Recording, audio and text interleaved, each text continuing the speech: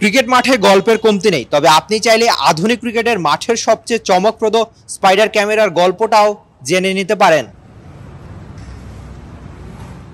সময়ের সাথে নানান বাঁকে ক্রিকেট বদলে গেছে প্রযুক্তি। আপনি ব্রডকাস্টিং এখন মাঠে দারুণ সব শট দেখেন, যার ক্রেডিট অনেকটা স্পাইডার ক্যাম আর তার নিয়ন্ত্রক পাইলটের। শুরু থেকেই গল্পটা বলা যাক। 1984 সালে শুরু স্পাইডার ক্যামের।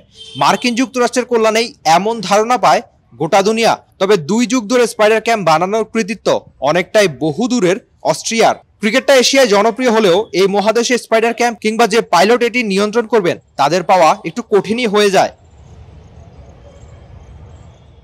অবশ্যই ছবিগুলো ক্রিকেট মাঠের হলেও ক্রিকেট ছাড়া ফুটবল, টেনিস, বেসবল কিংবা অন্য অনেক স্পোর্টসেও দেখা মেলে স্পাইডার ক্যামেরার।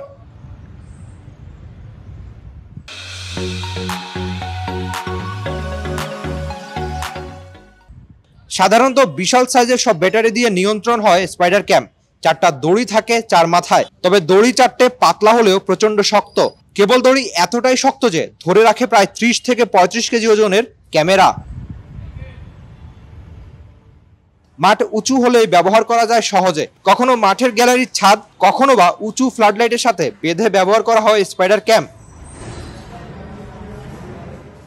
এই ক্যামেরা বেশ দ্রুত মুভ করতে পারে। মাঠের সবচেয়ে দারুণ ভিউটা আপনাকে দেখায় এই স্পাইডার ক্যাম। এশিয়ায় খুব একটা পাওয়া যায় না বলে এর খরচটাও খুব বেশি। সবশেষ বাংলাদেশ প্রিমিয়ার লিগ বিপিএল এ প্রতিদিন প্রায় 16 লক্ষ টাকা ভাড়ায় ব্যবহার করা হয়েছিল স্পাইডার ক্যাম। টাকার অঙ্কটা শুনলে খানিক অবাকও হতে হয়। বিসিসিআই অবশ্য পুরো সিরিজ কিংবা কখনো লম্বা সময়ের জন্য এনে ব্যবহার করে এমন একটা স্পাইডার ক্যাম। তবে ক্রিকেট ম্যাচ চলাকালীন সময়ে বল যদি স্পাইডার ক্যামে লাগে তবে তা ডেড বল হিসেবেই কাউন্ট করা হয়।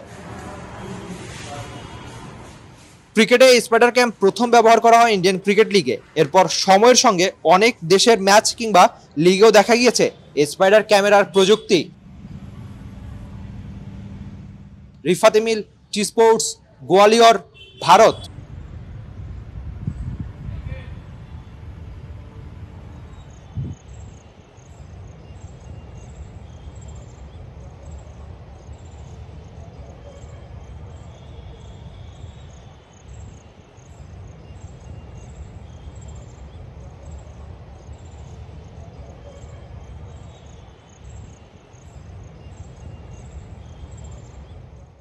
For more updates, subscribe to our YouTube channel and click on the bell icon.